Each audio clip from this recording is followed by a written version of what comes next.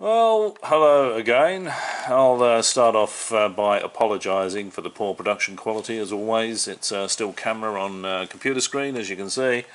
But I think the information contained in the video is probably of more interest than the actual production quality. Well, that's what I'm hoping anyway. Yeah, this is our old mate Lou Elizondo. And he's actually being interviewed by Megan Kelly, and this is the Megan Kelly YouTube channel, so credit to Megan Kelly. I'm only going to show a couple of minutes of this, hopefully she doesn't mind. I think the point I'm going to make is worth making. If anyone's really interested in the truth of the matter of ET visitation. Now this is from May the 19th 2022. Okay, I'll leave a link to this video below so you can watch it in its entirety if you wish. And it's uncovering the UAP mystery and standing for your beliefs with Lou Elizondo and Jonathan Isaac. Now I'm not going to show anything of Jonathan Isaac, I'm just going to show a few minutes of Lou Elizondo and then make a point that I'd quite like comments on. Okay, so especially from the ET UFO fan brigade. Right, here we go, Lou. Impugn Secretary. Oh, he's commenting on the recent hearing in Congress about UAPs. Moultrie, Undersecretary of Defense for Intelligence Moultrie, or Subray in any way. But my point being is that a lot of what they said today was really contradictory, either by the evidence or what has been previously said before by the Department of Defense. So it doesn't help their credibility. In an effort to try to be fair and transparent, I think the opposite has occurred with this hearing. I think Congress is now more confused and more baffled than ever before. And that's a shame, because we had an opportunity to hopefully clear things up to some degree. And for this reason, I think we're going to have more hearings. I hope we do. All right, quick question for you on this program ATIP that you've been mentioning, because there was a New York Post report kind of raising questions about this program and your role in it recently. And they released a video claiming that this program ATIP was actually, that was just a nickname for a program called OSWAP or something like AAWSAP. OSAP. And that it wasn't really a program you led until after the funding had been cut, and that this program, this OSAP, was kind of out there, that they were investigating something called the Skinwalker Ranch in Utah, known for paranormal type activities, and they're his face. He's thinking, oh please. Please, Megan, please don't ask me about Skinwalker Ranch, please. Basically trying to suggest, I think, that the Skinwalker Ranch is not quite as exciting as the projects you've been discussing, and maybe wasn't quite as legitimate, and that you kind of are overstating your role to legitimize UFOs. How do you respond to that? Well, yeah. He won't comment on Skinwalker Ranch at all. He skips right over that and goes straight into the can he prove he was running ATIP? I would say, first of all, if you're into tabloid news and read the tabloids, I'd rather get it from the source. So in front of me, I have a letter. Show your audience. No mention of Skinwalker Ranch. Now this is the bit that's interesting, I think. Now he does this a bit too quickly, but he does it again in a couple of minutes, and we can get a much better look at this. But this is from Senator Harry Reid. I think you can see that. If you can see that date there, it's April 26, 2021. It is from Senator Harry Reid, who was the actual sponsor of this program, with his official letterhead, as you can see here. And I'll just read just a short portion for you, and then I'll let you decide. As one of the original sponsors of ATIP, I can state as a matter of record Lou Elizondo's involvement and leadership role in this program. Mr. Elizondo is a former intelligence officer, has spent his career working tirelessly in the shadows on sensitive national security matters, including investigating UAPs as the head of ATIP. He performed these duties admirably. Yeah, so Senator Harry Reid set up ATIP, and he's confirming in writing Lou Elizondo ran the ATIP program. Okay? There's no doubt Lou Elizondo ran the ATIP program for Senator Harry Reid. This is the guy who owned the program. So this is the gentleman who What was the date of created that? it with. Remember, Senator Harry Reid was the gentleman that owned the program. Lou Elizondo ran it and reported to him. It is April 26th, 2021, and I'll tell you what, I'm just going to hold it up for you so you can see it. There we go. Senator Harry Reid, and that is April the 26th, 2021. Okay? Senator Harry Reid, who owned the ATIP project, who got Lou Elizondo to run the project for him, has just confirmed that in writing. This was all done years previously, of course. He's just confirming it on April the 26th, 2021. And we're going to see... And there we go. And there's I don't know if that helped. Harry Reid's signature. Okay, so there's no doubt he's confirming in writing that yeah, he was the...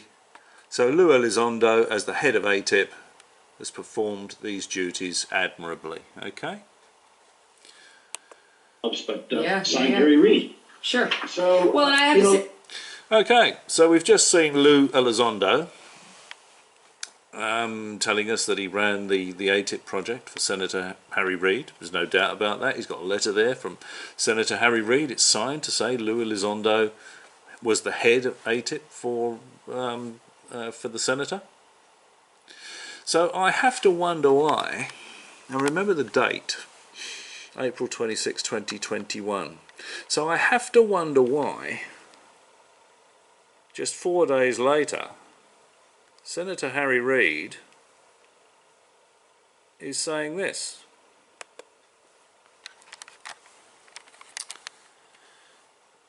This is from the Independent. It's Vlad. Former senator says, no question, UFOs buzzing. US warships are from Russia. Okay? It's Vlad. Former senator says, no question, UFOs buzzing. US warships are from Russia. The former senator condemns the Pentagon for admitting it could not identify the strange objects. Now, Lou Elizondo ran the ATIP project for Senator Harry Reid. This is the senator we're talking about here. So Senator Harry Reid would have got this impression, presumably, from the person that ran his ATIP program. Where else would he have got this impression? It's Vlad. Former senator says, no question, UFOs buzzing. US warships are from Russia. Senator Harry Reid set up the ATIP program. Lou Elizondo ran it for him. We have just seen Lou Elizondo produce a letter from Harry Reid on his letterhead signed by Harry Reid saying that Lou Elizondo ran ATIP for Harry Reid. So where is Senator Harry Reid getting this impression? Where is he getting this information if it's not from Lou Elizondo? If the person running the senator's ATIP program is telling him there is no question the UFOs buzzing, the US warships are from Russia, why is Lou Elizondo giving us a completely different narrative? Why is Lou Elizondo giving the impression it's ET? It's technology beyond the capability of humans. I'll just scroll down a bit. There's one of the images there from the one of the 3 videos that was released. You know, so we can see we're talking about the same thing here. And if we go down to here, Former US Senator Harry Reid believes that Russians are the force behind a spate of mysterious incidents in which unidentified flying objects have harassed US military members off the coast of California. So where's Senator Harry Reid getting this belief from, if it's not from the head of the ATIP project that Harry Reid set up to investigate this stuff? I think this is. I think Mr. Elizondo has fallen into this UFO ET trap. The microfilm, the interviews, the potential money from the interviews, and he's bringing out a book. I'll show you a clip. He's got a professional literary agent that's peddling his book, his memoirs, and I'll show you another clip. He sold the rights to someone to publish the book in the UK and the Commonwealth, and someone else to publish the book in America, in North America. So I think Lou Elizondo has just got swept up in all this. He's enjoying the microfame. He realises he can boost his pension by writing about this and appearing on these programs and talking about this stuff. But when really there is nothing to it. He must have told his boss, Senator Harry Reid, that the UFOs buzzing the US warships are from Russia. Otherwise Senator Harry Reid is going to say, well, the person that runs the project for me tells me that it's most likely ET. It's technology beyond the capability of humans. You know, it's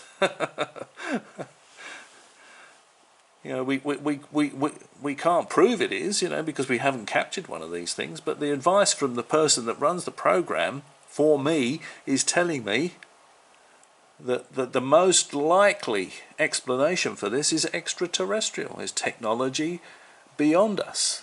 You know, we don't have it, our adversaries don't have it, it's not terrestrial technology.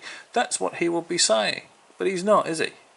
He's saying there is no question the UFOs buzzing the US warships are from Russia. Friday, 30th of April, 2021. This is only 4 days after he wrote the letter for Lou Elizondo, so that Lou Elizondo could show that letter and say, look, here's the proof, you know, it's Harry Reid's project, he got me to run it. So why only 4 days later? What the letter doesn't say is that that Senator Harry Reid thinks it's extraterrestrial. It's anything exotic. There's nothing in there about that whatsoever. And if only 4 days later he's being interviewed by The Independent, and he's saying it's Vlad, former senator, says there's no question the UFOs buzzing the US warships are from Russia, then Harry Reid would have known that it was terrestrial technology, it was Russian technology. There's no question when he actually wrote the letter for Lou Elizondo, wouldn't he? This whole UFO business, and make no mistake, that's what it is. It's a business. It's people grifting a living off this stuff. It's just all smoke and mirrors. You know, it's people get swept up in it. They enjoy it. They're out there peddling these stories. You know, they're being interviewed. They're on TV. They're on YouTube. They're writing books. You know, at least Kevin Day wrote a book and said it was a fictionalized account. His conscience wouldn't allow him to write it as a true story. Anyway, let's. I'll just show you another clip of where Lou's peddling his book, and I think that'll do. Well, I really wish I could say this was a surprise. Lou Elizondo is hawking a book around, so I wonder how much he's getting from these people for this book. So it's in his interest to peddle all this UFO piffle. He's going to be boosting his pension with it by the look of it. But it says here, John Blake lands shocking memoir from ex-head of UFO program. Okay, and this is November the 12th, 2021. This is on the bookseller. I'll leave a link to this below. Just have a little look at this. Okay, so Bonnier Books UK imprint John Blake has landed a shocking memoir by Lou Elizondo, the former head of the US government's highly sensitive UFO program. Senior editor James Hodgkinson, I'm sorry about this, I'm reading it through the camera viewfinder, so it's pretty small, acquired UK and Commonwealth rights. Senior editor James Hodgkinson acquired UK and Commonwealth rights. Elizondo was represented by Dan Farrer of Farrer Films and Management and Yifat Rees Gendel of YRG Partners in literary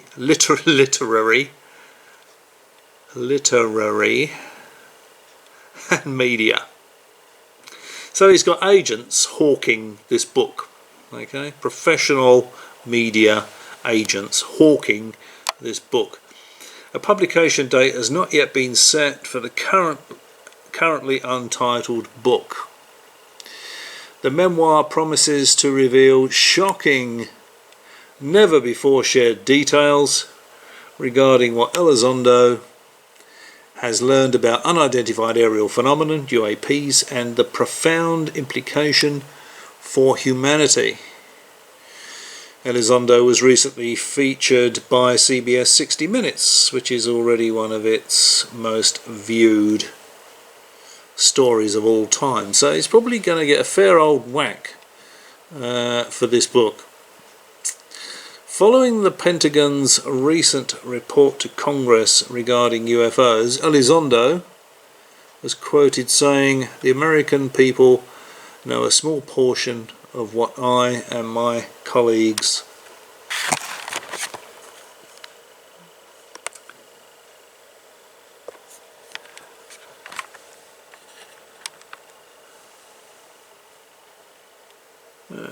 in the Pentagon have been privy to, that these UAPs are not secret US technology, that they do not seem to belong to any known allies or adversaries, and that our intelligence services have yet to identify a terrestrial explanation for these extraordinary vehicles. This conversation is only just beginning." The author spent the majority of his military career, this goes into Elizondo's background. Okay, so if we just go back to, because I just searched Louis Elizondo book just to see if there was anything going on. Kevin Day's got a fictionalised account. His conscience won't let him put the book out as fact, so he's writing a fictional account of the UFO incident on the Princeton involving the aircraft from the Nimitz back in 2004. Okay, so that's John Blake lands shocking memoir from ex-head of UFO. Now William Morrow has also landed this memoir, so let's just have a look at this. So remember this guy, John Blake here, he's got it for the UK and the Commonwealth, and this guy here has got the rights for William Morrow sets memoir deal on Luis Elizondo, former head of US UFO program. Well, I certainly hope he's going to tell more to the ghostwriter of his book or the editor than he's telling to anyone that interviews him, because all he ever says is, "I can't tell you anything about it." HarperCollins imprint William Morrow. I'm guessing imprint is some kind of position in the publishing business. Signed up North American publishing rights to a new memoir from Luis Elizondo, the former head of the blah blah blah blah blah blah. So he's hawked this book, or his agents, his professional literary agent has hawked this book, and he's got someone to buy the rights for the UK and the Commonwealth. And also this guy, completely different fella here, he's signed up for the North American publishing rights for Lou Elizondo's book. Okay, so maybe you could leave some comments below and let me know what you think is going to be inside this book if it ever sees the light of day. But bear in mind, I've said it many times, this UFO business is a business. Make no mistake, it's a business. People are grifting a living off it. And it looks like Mr. Elizondo's jumped on the bandwagon. He's going to be peddling his UFO memoirs. So, and he's using professional literary agents to hawk this memoir around. But I mean, if it's got the most, if he's on 60 Minutes and it's the most viewed episode there's ever been, he would have got a pretty penny for this, I would think. For these publishing rights, I think he would have got a really good deal. So he's certainly not going to have to worry about saying anything that's going to destroy his the chances of retaining his government pension. Yeah. Oh well. There you go. So make of that what you will. I know what I make of it. But I can pretty much guarantee that there's not going to be anything in there, that's that's going to be definitive or include any definitive evidence that we're being visited by ET. Because I've said on previous videos, all Lou Elizondo says is he doesn't know. He believes, he thinks, he believes. He's never said he knows. Never said he knows. And he always ducks for cover and ducks under the table and says, "Oh, I can't tell you, it's classified. I've agreed not to say anything about this classified information." So what's his book going to be? 200 blank pages? 200 pages just with black bars going across where it's all been redacted. Easy money, really, isn't it? You got to laugh, haven't you? Okay. Maybe I'll see you again.